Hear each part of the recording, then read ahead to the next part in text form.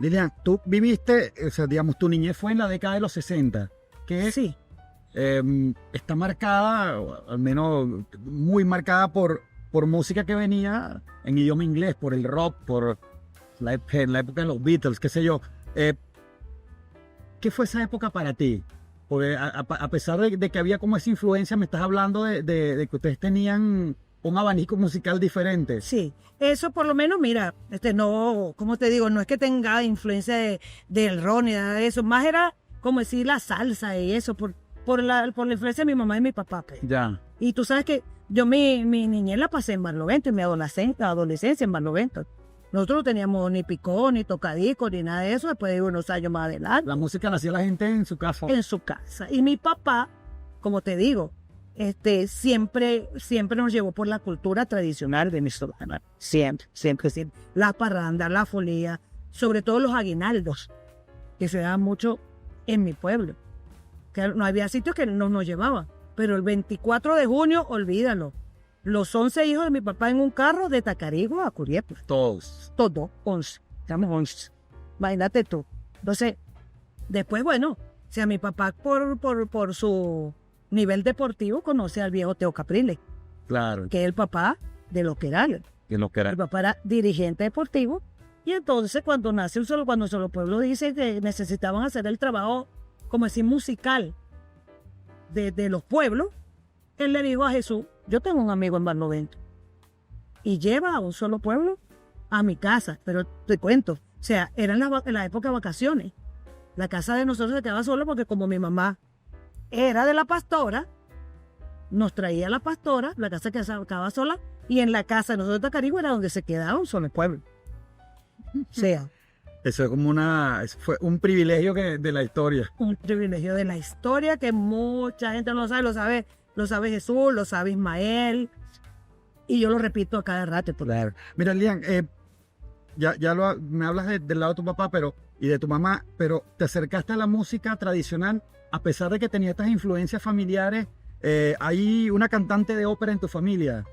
Bueno, mi mamá no era que era cantante de ópera, mi mamá le gustaba la ópera. Le gustaba la ópera. Todo el detalle de mi tía Carmen. Ok. En mi casa se escuchaba Rigoletto. A mí no se me va a olvidar nunca una zarzuela que a mi mamá le gustaba mucho.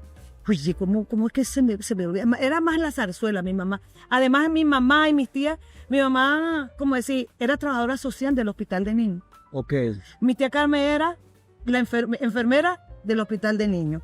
La otra hermana de mi mamá, que que era mi tía mamá chiquita, mi tía Martina, era la recepcionista del hospital de niños. Después mi mamá entra a trabajar con los enfermos mentales. Y mi mamá ha ayudado a montar los espectáculos con los enfermos mentales. Entonces cantaban zarzuela, no cantaban parranda, no cantaban fulía, sino las piezas pues más emblemáticas de ese año. Imagínate tú, yo creo que yo no había nacido.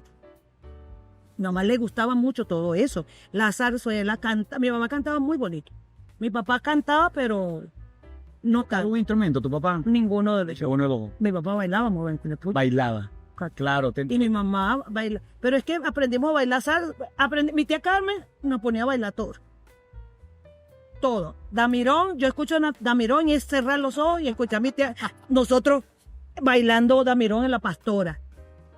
Y en Tacarigua, pues ya, acuérdate que eran otras épocas. Pues yo empiezo a participar en las actividades de la escuela y del liceo. Eso nunca faltaba en mi casa. Y decirte que mi mamá y mi papá faltaron a un acto de una escuela, mentira. A mí eso me llama la atención.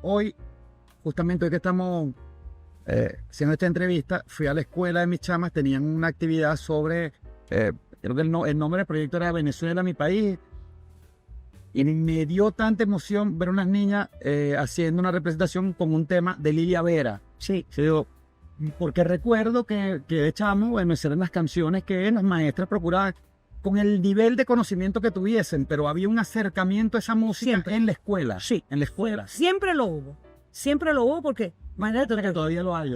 sí, y que ahora como decir, pues cambió. O sea, ahora hay profesores, maestros de manifestaciones en las escuelas. Mira. Antes era maestra, hacía su magia. Sí. El pájaro guarandol, los Yo fui el chimichimi. pájaro guarandol. Entonces.